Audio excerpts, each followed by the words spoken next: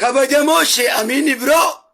abbaa keenya shee amiin ibroo gurraacha sayyidinaa bilaal fakkaatu ogeessa jechoota mi'aawaa quraanul kariim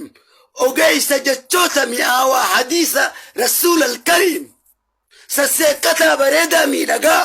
shee amiin ibroo sheekha aalamaa sheekh amiin ibroo sheekha takkaa gosan ummata qoodeen beeyne sheekha ana muslima jo wanniniin isaan jaaladhuuf isa kanafi sheekh amiin ibroo gooticha rabbii sheekh amiin ibroo abbaa suweyb abbaa ammar abbaa munzir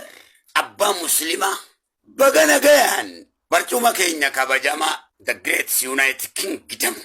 dhuftan yeroon juu maqaa rabbii keeysanii kabajamaa fi maqaa rasuula keeysan kabajamaatii fi maqaa ummata adii kabajamaa white is power ta'e biyya rabbiin akka